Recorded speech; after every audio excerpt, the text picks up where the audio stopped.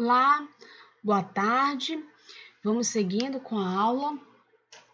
Hoje nós vamos trabalhar dois outros reinos, tá? O primeiro reino que a gente vai conversar aqui é o reino protista ou proctista, que dentro deste reino está os protozoários, tá? Quem é que pertence a esse reino? Não é só os protozoários, são as algas marinhas também. Mas eu vou falar aqui para vocês só dos protozoários, que eu vou falar das categorias que realmente interessam para nós da área da saúde, tá? Então, não vou falar sobre as algas marinhas. As algas marinhas é para quem é da área da biologia. Eu vou direto no ponto, tá? Então, para a gente, importante é estudar os protozoários, certo? Então, vamos lá. Eles são classificados no reino protista, como eu falei, ou proctista, né, que é outra terminologia conhecida. São micro-organismos eucarióticos unicelulares. Olha lá aquele termo que a gente usa muito, os eucarióticos, que significa o quê? Que são micro-organismos que tem a célula dele toda divididinha, toda organizada, é núcleo separado do citoplasma, o núcleo é envolvido por uma carioteca, que é a membrana que envolve o núcleo, as organelas são todas organizadinhas, todas bonitinhas, todas diferenciadas, tá? Isso é ser eucariótico. Unicelulares, na grande maioria, tá? Existem protozoários multi? Existem, mas a maioria é unicelular. Quem enquadra a categoria dos multicelulares são justamente as algas marinhas. Como eu falei para vocês que a gente não vai conversar aqui. Mas os protozoários, eles são unicelulares, ou seja, eles são uma única célula. Por isso que eles são microscópicos, né? Porque a gente não consegue enxergar a célula. Uma única célula. A gente enxerga várias células juntas agrupadas, que é por isso que a gente consegue se enxergar o ser humano, esses outros seres vivos macroscópicos, porque são várias células. O protozoário não, ele é uma única célula, e aquela célula ela é responsável por tudo. Todo o metabolismo desse ser vivo acontece ali nessa célula. Ingerem partículas alimentares, eles não conseguem produzir seus próprios alimentos. Dentro do mundo dos seres vivos, os únicos que conseguem produzir seus próprios alimentos são as plantas, né, por conta da fotossíntese. Todos os demais não conseguem produzir, eles têm que encontrar alguma outra substância ou substrato para conseguir se alimentar e manter-se vivo. Não apresenta parede celular rígida e não contém clorofila. Por que essa questão de não apresenta parede celular e nem contém clorofila? Porque até algumas centenas de anos atrás, até uns séculos passados aí, o protozoário ele era enquadrado dentro do reino planta. Tá? Por que isso acontece? Lembra que eu falei que tem as algas marinhas que fazem parte do reino protista? Então, quem vê alga marinha pensa que a alga é uma planta, mas na verdade não é. Ela faz parte do reino protista. Algas não são plantas.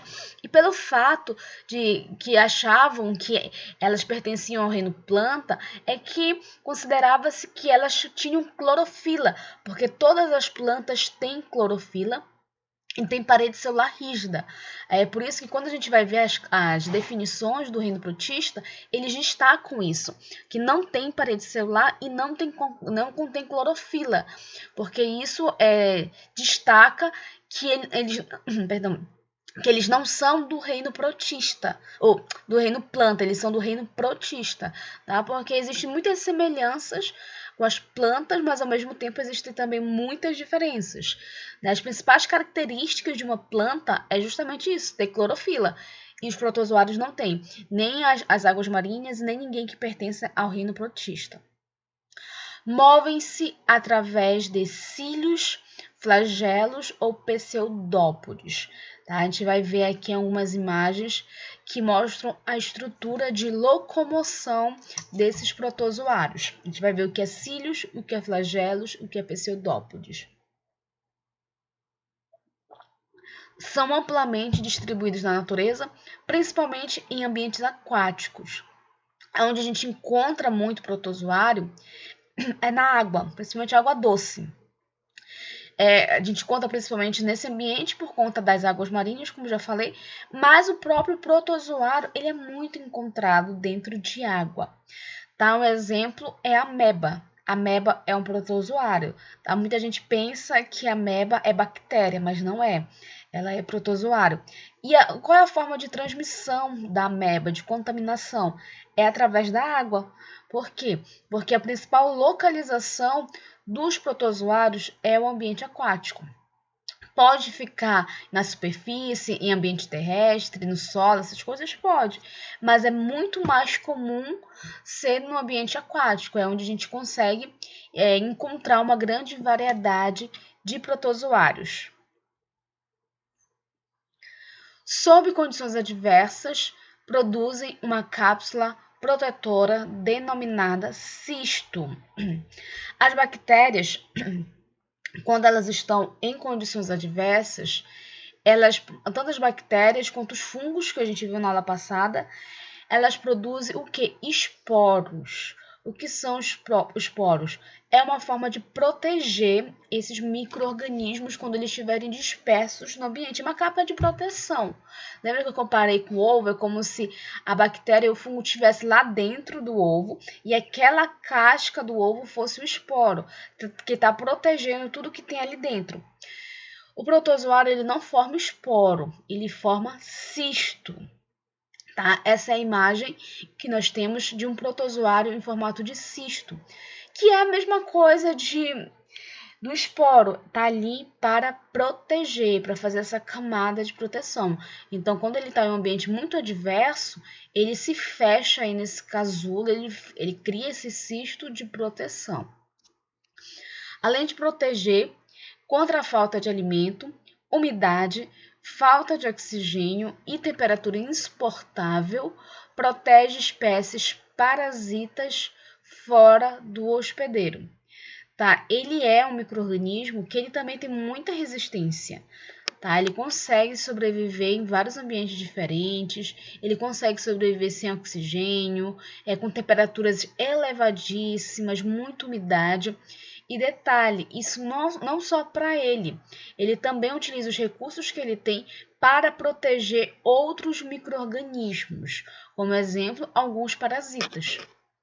Tá, então o protozoário ele consegue proteger parasita. Lembra que a gente conversou que alguns parasitas eles são parasitas obrigatórios, que ele precisa estar dentro de um hospedeiro, porque o parasita ele precisa se alimentar de outro ser vivo, né? Usar o organismo daquele ser vivo para poder se alimentar. Então, quando ele não está num ser vivo, ele morre.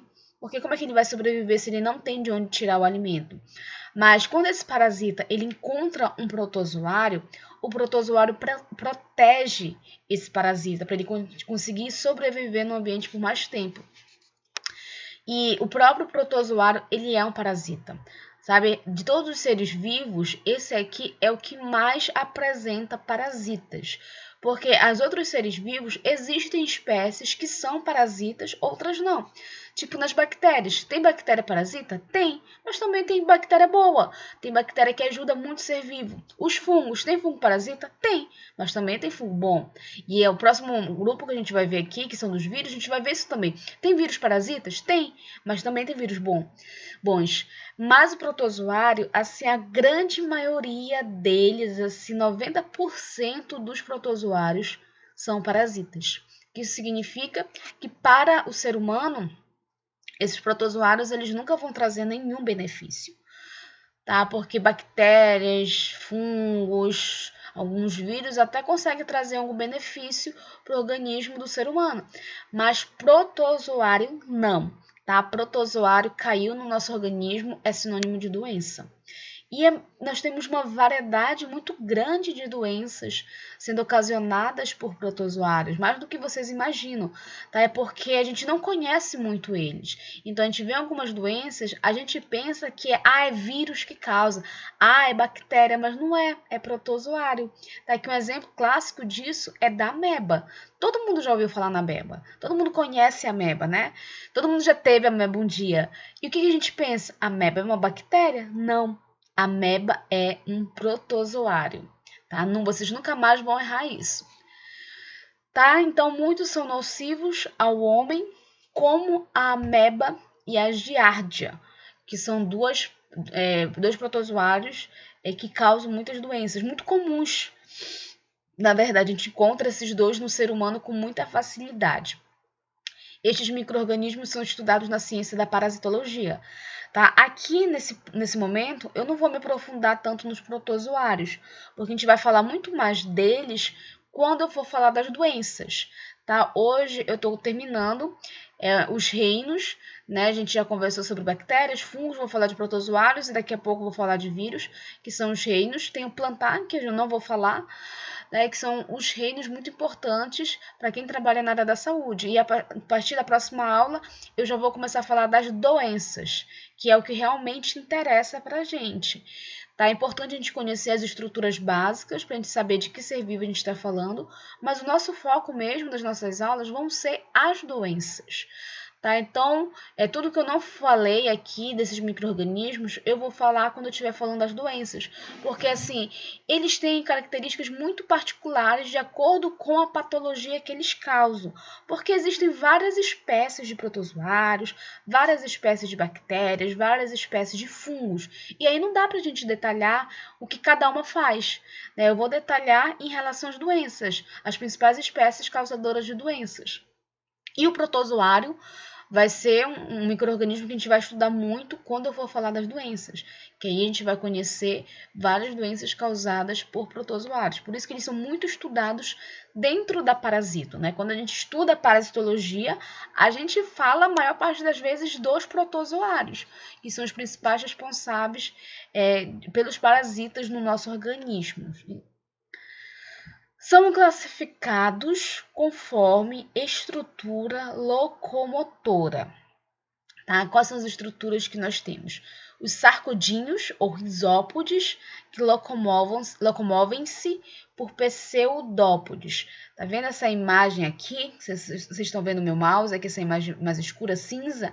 Isso aqui é uma ameba. Tá vendo essas pontinhas aqui que nós estamos vendo nas extremidades da ameba? A gente chama isso de pseudópodes, que são o que? Falsos pés.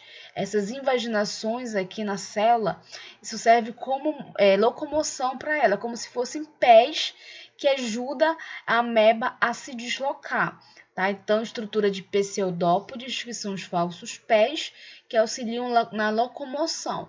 Quem é que pertence a essa classe são as amebas. Existem outras? Existem, né? Mas a ameba é a mais comum.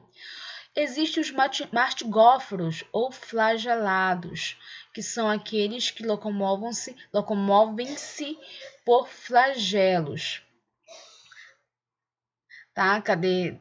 Aqui, essa imagem, estão vendo? Aqui é o meu mouse, essa imagem escura desse verde aqui. Tá vendo essas pontinhas aqui ao redor? Isso aqui são flagelos. Tá? Então, esse protozoário, ele tem essa estrutura de flagelos, por isso que ele é classificado aqui no grupo dos flagelados, que também é uma estrutura que ajuda na locomoção. Também é como se fossem pés. Podem ver que essa imagem aqui embaixo lembra muito pernas, né? Então, ele se desloca através desses flagelos. E tem os protozoários ciliados, que locomovem-se por cílios, que é essa imagem aqui mais comprida. Podem ver que tem tipo uns pelinhos aqui ao redor desse protozoário. Então, esses pelinhos são os cílios dele. E para que servem esses cílios? Também para a locomoção. E tem os esporozoários ou apicomplexos, que são sem estrutura locomotora, que é essa imagem aqui de baixo. Tá? Percebo que não tem nenhuma estrutura locomotora aqui ao redor dele. Então, como é que ele se locomove? Ele usa a água, ele usa outros seres vivos para ficarem fazendo transporte, tá? Porque muitos protozoários usam vetores para transportar. Lembra quem são os vetores? Aqueles que vão carregar esses micro-organismos. Então, aqui os esporozoários, eles nem precisam se preocupar com locomoção, porque eles vão estar sendo carregados por outros seres vivos. Estudos têm demonstrado que a presença de protozoários no solo incrementa o crescimento de plantas. Tá? Então, no meio ambiente, eles são muito úteis. Alimentando-se de bactérias do solo e de ambientes aquáticos, Os protozoários regulam a densidade das populações microbianas, que assim se mantém em estudo ativo de crescimento e que aumenta a taxa em que as bactérias reciclam a matéria orgânica. Para o ecossistema, eles são extremamente importantes, tá? No meio ambiente, eles são muito úteis. Olha só, o protozoário, ele se alimenta de bactéria. Então, olha só, ele é pior do que a bactéria. A gente tem muito medo de bactéria, mas a gente não imagina como os protozoários eles acabam sendo mais graves que as próprias bactérias. Porque se eles são parasitas das bactérias, imagine nossos. É por isso que muitas doenças são causadas por protozoários. Tá? Então, assim, meninas, eu não vou me aprofundar muita coisa sobre eles, onde vivem, como se alimentam, como se reproduzem. Como eu falei para vocês, eu vou me focar nas doenças que são causadas por eles, tá? Então é isso que a gente vai ver nas próximas aulas. Quais são as doenças causadas por todos os micro-organismos que conversamos, mas o principal deles vai ser o protozoário, porque de todos eles, esse daqui é o que mais parasita o homem. Tá? Então, a gente vai entrar em mais detalhes quando eu falar dessas patologias. Tá? Eu vou explicar como é o protozoário causador de cada patologia, porque como a gente viu aqui, existem várias formas diferentes de protozoário. E assim, como ele vai se comportar, como ele vai se reproduzir, como ele vai viver, se alimentar e contaminar, vai depender de que espécie eu estou falando. Então, se eu for detalhar cada espécie aqui, eu vou tomar bastante tempo. Eu vou falar da espécie quando eu falar da doença. E aí sim, eu vou explicar como é que se dá todo o processo de reprodução, como é que ele contamina o homem, como é que ele causa a doença, tá? Aqui é só para nós termos umas ideias básicas sobre cada um desses micro-organismos, ok? Vamos para o próximo, então. O vírus, do latim, significa veneno. Então, por aqui a gente já percebe que são micro-organismos também que causam muitos malefícios ao ser humano.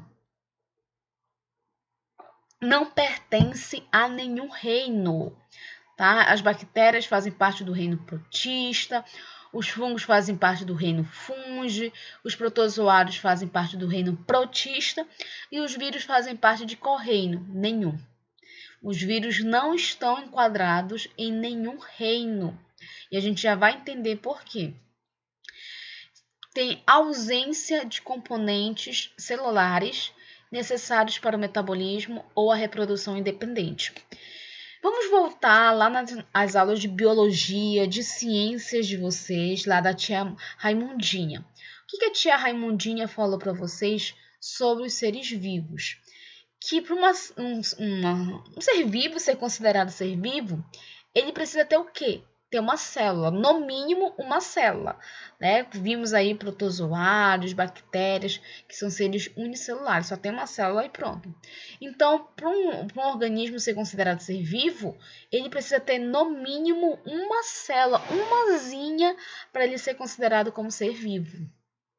Os vírus, eles não têm célula. Eles não são compostos de organismos celulares, tá? Eles não têm organelas, não tem nada disso. Tudo que a gente encontra em todos os seres vivos, a gente não encontra nos vírus.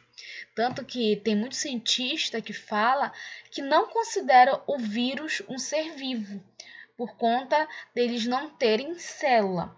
Mas eles estão vivos, estão tão vivos que causam muitas doenças. Então, dentro da biologia, existem duas vertentes. Um grupo que considera eles como ser vivo, o outro grupo que não considera como ser vivo. Então, para não ter confusão, para não ter briga, porque aí ser vivo é quem tem célula, e não tinha como enquadrar o vírus em nenhum grupo, então o que fizeram? Bora criar um grupo então só para o vírus. Só para colocar essa categoria que ninguém sabe o que é direito, ninguém sabe como vive, ninguém sabe como sobrevive, porque como é que ele vai se alimentar? Não tem metabolismo. Dentro do vírus não tem nenhum processo de metabolização, porque não tem praticamente nada dentro dele. Tá? Então, os vírus eles possuem ausência de componentes celulares necessários para o metabolismo ou reprodução independente. Ou seja, uma célula ela é cheia de enzimas, cheia de proteínas e um monte de coisa que essas estruturas elas vão ser úteis para aquele organismo se alimentar. sobreviver e se multiplicar. E o vírus não tem nada disso. E não sei se vocês podem estar se perguntando agora, meu Deus, se ele não tem nada disso, como é que ele vive? Né? Como é que ele sobrevive? A gente já vai entender como isso acontece. Então, um vírus não tem nada dentro dele?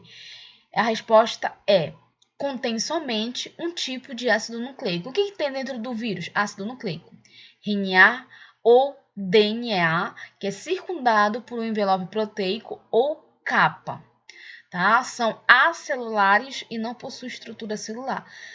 Então, o que nós encontramos dentro de um vírus? Um RNA ou um DNA, um ou outro, tá? Nunca os dois, que são estruturas genéticas extremamente importantes, tá? O vírus não tem nada, mas tem estrutura genética que isso aqui vai ser o suficiente para causar muito estrago.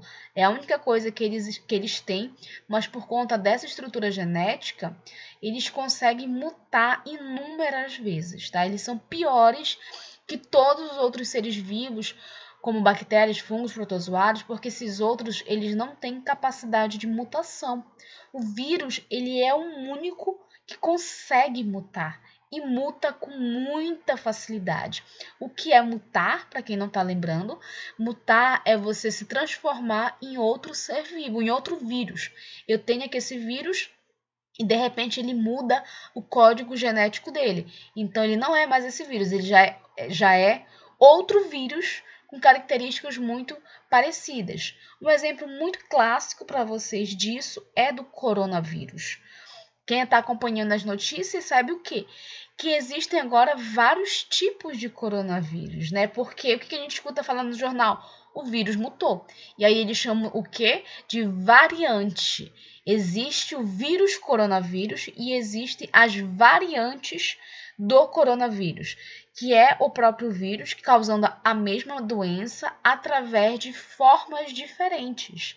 E isso representa maior resistência para esse vírus, porque quando você tem um tratamento, você cria um tratamento para aquele vírus, para o vírus A.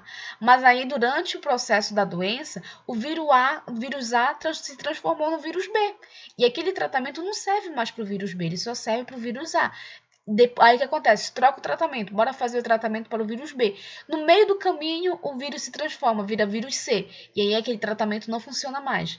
Gente, o vírus, eles são os piores, sabe? Porque eles têm essa capacidade de mutação muito grande. Outro exemplo disso é o vírus da gripe. Podem perceber, todo ano tem campanha de vacinação da gripe.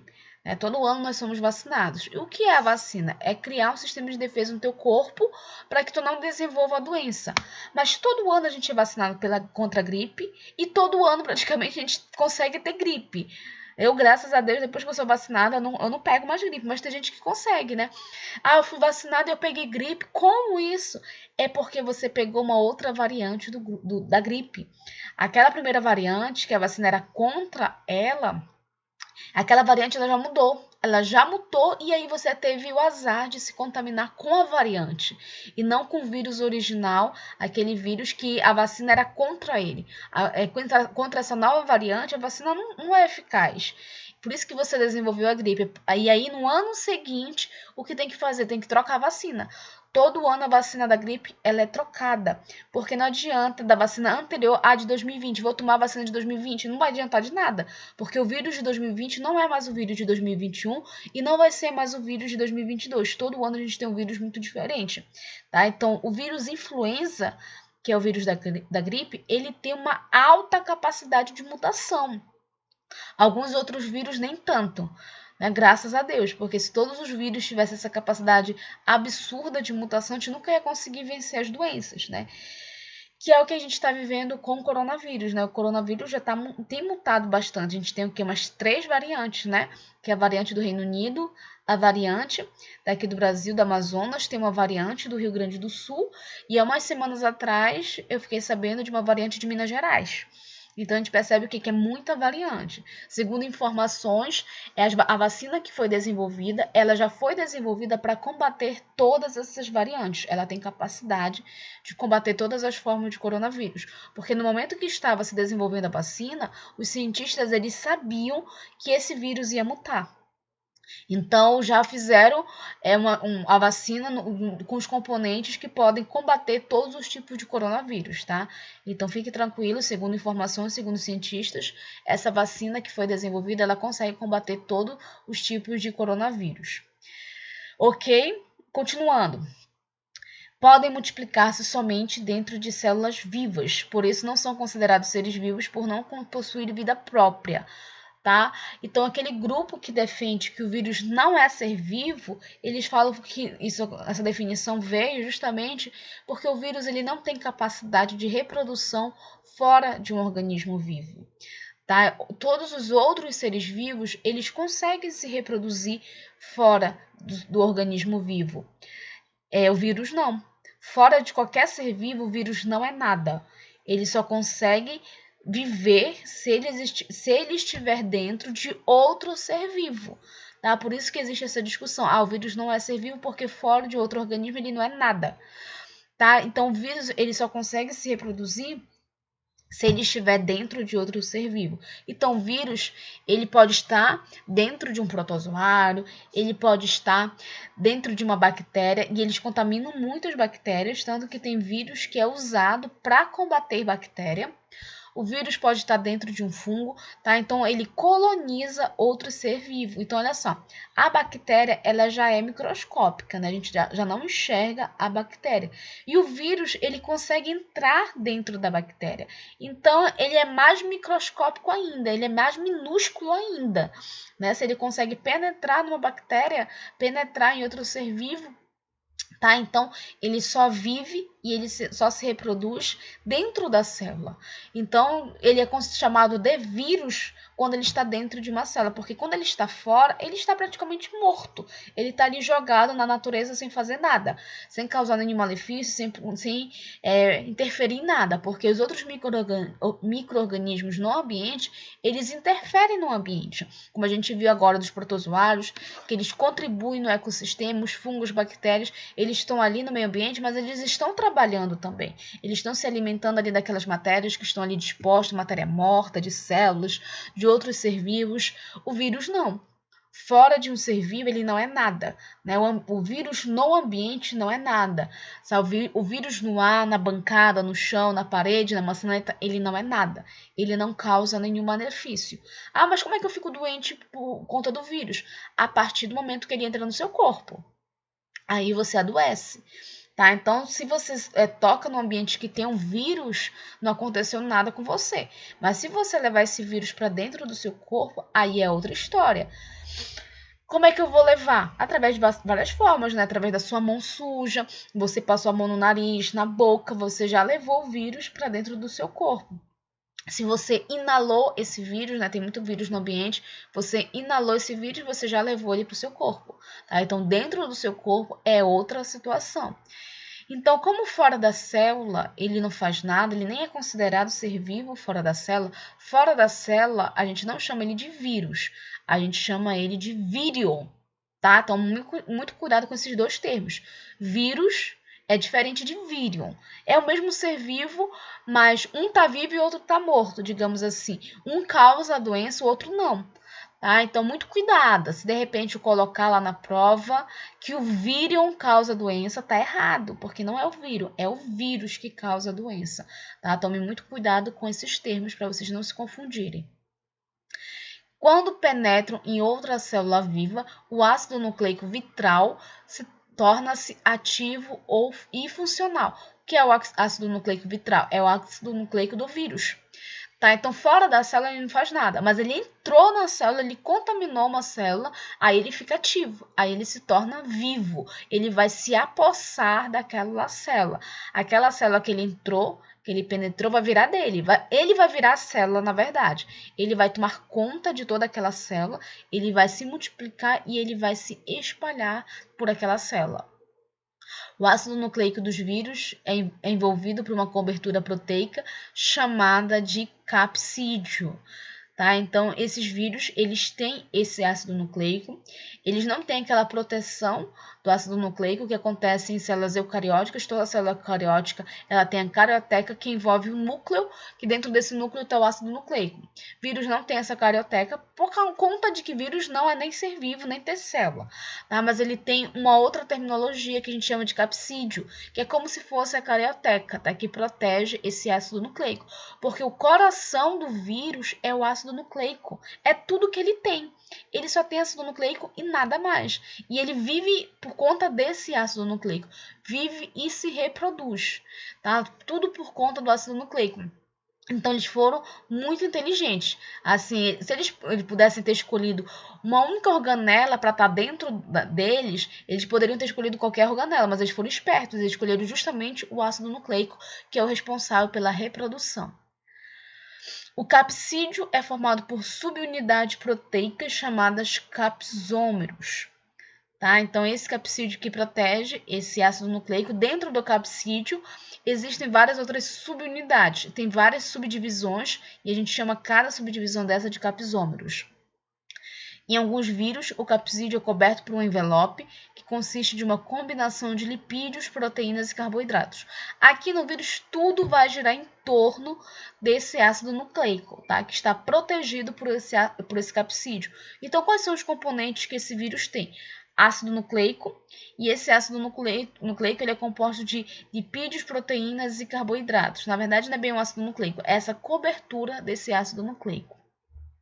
Alguns vírus animais saem do hospedeiro por um processo de extrusão, no qual a partícula é envolvida por uma camada de membrana plasmática celular que vai constituir o envelope viral. Tá? Então, depois que esse vírus está dentro de um ser humano, ou de qualquer ser vivo, pode ser animal também, pode ser inseto, ou pode ser outro micro-organismo, mas depois que ele se apossa daquela célula, ele começa a se multiplicar dentro da célula e ele começa a se espalhar pelo corpo daquele ser vivo. E aí depois esse ser vivo, ele vai também expelir esse vírus. Dependendo das situações, como esse vírus ele é expelido, ele pode contaminar outras pessoas também. E ele é expelido como? Através do envelope viral. Ele cria toda uma camada de proteção para poder ser expelido daquele organismo e contaminar outros seres vivos. Os vírus cujos capsídeos não estão cobertos por envelope são conhecidos como os vírus não envelopados. Tá? A maioria desses vírus tem esse capsídeo, mas aqueles que não têm são chamados de vírus não envelopados. Multiplicam-se dentro de células vivas usando a maquinaria de síntese das células. O que significa que o vírus ele vai usar todo o recurso daquela célula que ele se apossou. Tá? Como eu já falei, ele fora de uma célula ele não é nada. Então ele só consegue sobreviver, ele só consegue se multiplicar quando ele está dentro da célula. Por que isso acontece? Porque ele usa as estruturas da célula. Tudo o que tem ali dentro daquela célula, todas as enzimas ali, as organelas que estão ali presentes, ele vai se aproveitar para poder viver, para poder se multiplicar. Então, ele vai usar a estrutura da célula que ele se apossou para poder ganhar vida. Ele é como se ele se apossasse daquela célula. Ele virou aquela célula, ele possuiu aquela célula. Agora, aquela célula pertence ao vírus, porque é ele que vai tomar conta. Tá? Então, ele vai possuir essa célula e vai se multiplicar dentro dela e depois vai ser expelido pela célula para poder se espalhar pelo organismo e contaminar outras células. Tá? Não possui metabolismo. Toda a energia que utilizam provém da célula hospedeira. Tá? Por isso que muitos pesquisadores falam que fora de uma célula o vírus não é nada. Não sofre ação de antibacterianos, tá? Vírus não é bactéria, então os antibacterianos não são eficazes contra o vírus.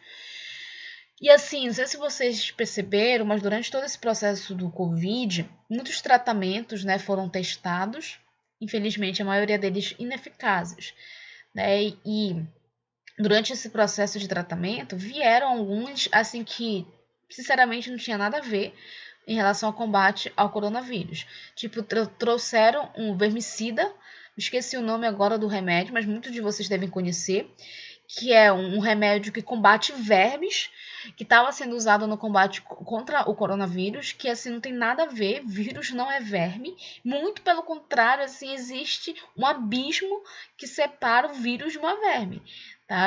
É totalmente diferente os mecanismos de infecção, de contaminação, não tem nada a ver, mas estava sendo muito usado e muito disseminado, né? Sei que quem aí já pegou Covid, que fez uso desse remédio, e a gente viu por muito tempo sendo prescrito para as pessoas. E depois teve um estudo que apontou que esse medicamento estava fazendo mais mal para essas pessoas, por isso que ele foi suspenso. O outro tratamento também que foi muito utilizado foi a utilização de antibiótico. Né? Quem não tomou antibiótico contra o coronavírus, acho que era azitromicina que estava sendo usado, quem aí já pegou deve saber, quem aí já esteve próximo de alguém que se contaminou com Covid deve saber que foi prescrito um antibacteriano para a pessoa, tá? Uma azitromicina da vida ou qualquer outro antibiótico. Gente, vírus não é bactéria, tá? Se vírus não é bactéria, ele não sofre ação de antibacteriano. Tá? Então não tem por que prescrever um antibacteriano para aquela pessoa. Ah, tem que fazer o quê? Um antiviral. São dois medicamentos totalmente diferentes. Tá? A maioria das doenças causadas por vírus, na verdade, nem tem tratamento.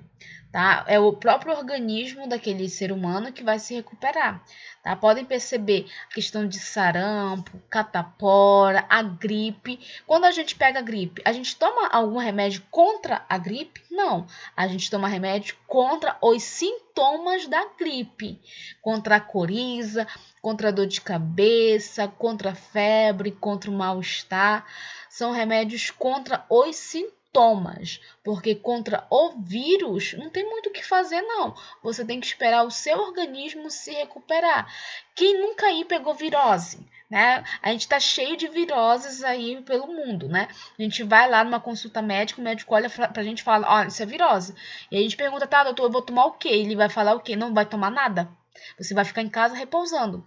Quem nunca aí viveu essa situação? Uma vez, minha irmã foi no médico e quando ela foi entrar no consultório, quando ela abriu a porta, o médico falou, é virose. Tchau.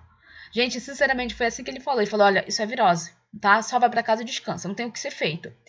E nas viroses, que são as doenças causadas por vírus, a maioria delas não tem muito o que ser feito. É o próprio organismo que tem que se recuperar, porque contra vírus a gente quase não tem tratamento, né? Com exceção de algumas doenças muito graves, que foi desenvolvido um tratamento muito específico para aquelas doenças, tipo o HIV, que é uma doença causada por vírus. Tá? O HIV ele tem um tratamento muito específico para ele, que é feito com antirretrovirais.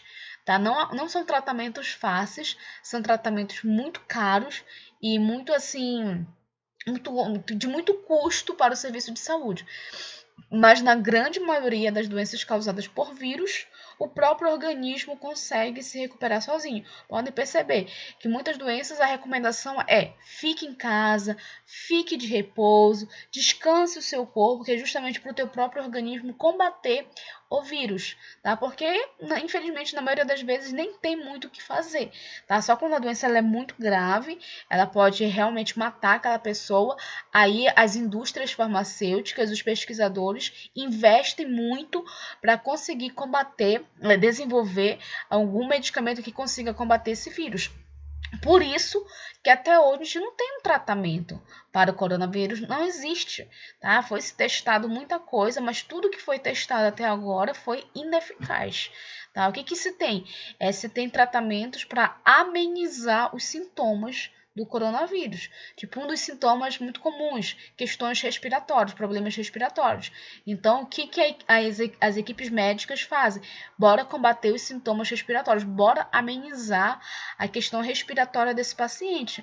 Mas todo o tratamento que é feito não é nem para combater o vírus, é para tentar melhorar os sintomas, tá? Os vírus, eles são, assim, muito complicados, é muito difícil combater, mas assim, graças a Deus, a grande maioria deles, apesar de causar doenças, A grande maioria deles, o nosso organismo consegue se recuperar, né? Quem aí não pegou catapora?